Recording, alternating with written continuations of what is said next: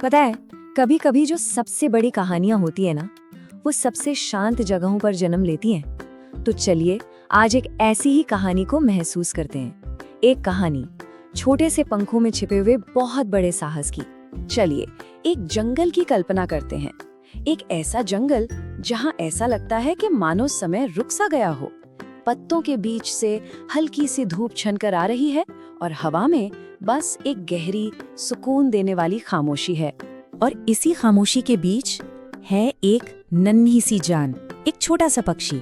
जानते हैं, इतना छोटा कि अगर कोई ठीक से ध्यान ना देना तो शायद वो नजर भी ना आए। उसकी नजरें अक्सर ऊपर की तरफ उठती हैं, वहां जहां दूसरे पंछी खुले नीले आसमान को छू रहे होते हैं।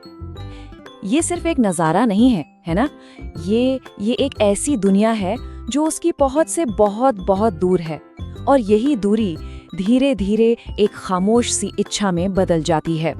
और उसने ना जैसे अपने मन को समझा लिया था कि बस शायद यही उसकी दुनिया है। कुछ टहनियां, कुछ पत्ते और आसमान का बस एक छोटा सा टुकड़ा।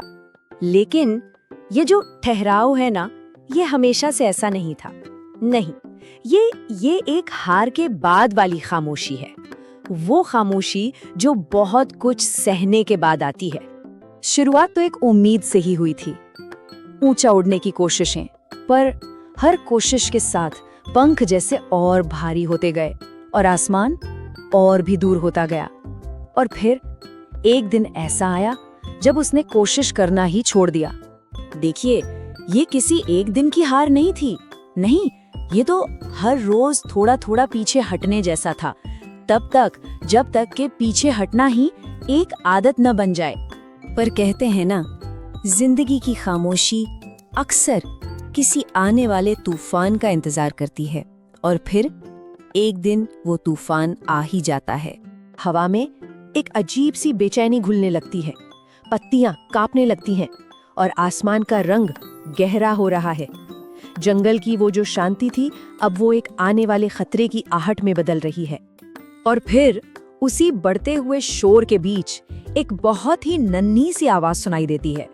एक छोटा सा चूजा हवा में लड़खड़ाता है और नीचे जमीन पर आ गिरता है। और बस उसी एक पल में सब कुछ बदल जाता है। और अब क्या होगा? एक पल के लिए जैसे सब कुछ रुक सा गया है। एक तरफ वो डर है जिसने उसे सालों से जकड़ रखा था, और दूसरी तरफ एक मासूम सी जिंदगी जो उसे जैसे पुकार रही है।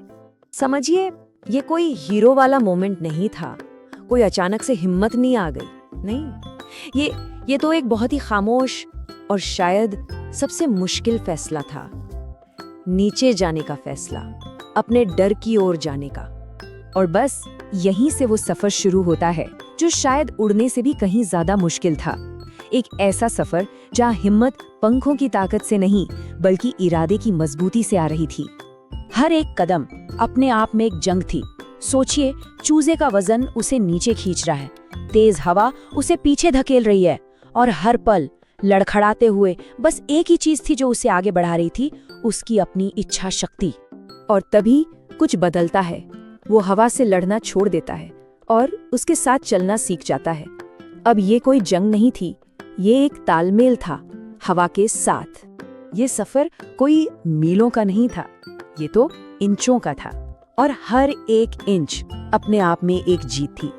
हर एक इंच उस नन्ही सी जान को उसके घर के और करीब ला रहा था। और फिर तूफान थम जाता है। जंगल में फिर से वही शांति लौट आती है। लेकिन उस छोटे से पक्षी के अंदर अब एक अलग ही तरह की खामोशी है। बहुत धीरे से और बहुत ही ज्यादा संभाल कर वो चूजे को उसके घर में, उसके घोंसले में वापस रख देता है। और फिर एक लंबा सा ठहराव, सिर्फ अपनी थकी हुई सांसों को सुनने का पल। वो पक्षी अब भी उतना ही छोटा था, उसके पंख अब भी उतने ही कमजोर थे, पर अंदर कुछ तो जरूर बदल गया था। शायद साहस का मतलब पंखों की ताकत है ही नहीं, बल्कि डर के बावजूद एक कदम आगे बढ़ाने का जो फैसला होता है ना, वही साहस है। पहले भी उसकी जिंदगी में एक ठहराव था और अब भी है, लेकिन पहले वाला ठहराव एक खालीपन से भरा था, एक हार का ठहराव। और अब का जो ठहराव है, उसमें एक सुकून है, एक ऐसा आत्मविश्वास जो किसी जीत से नहीं बल्कि किसी के लिए कुछ कर गुजरने से मिलता है। तो फिर असली ताकत क्या है? आसमान की ऊंचाइयों को छू लेना, या जब कोई नीचे गिर जाए तो उसके लिए नीचे उतरने की हिम्मत जुटा पाना? शायद असली ताकत पंखों में होती ही नहीं, वो तो दिल में होती है।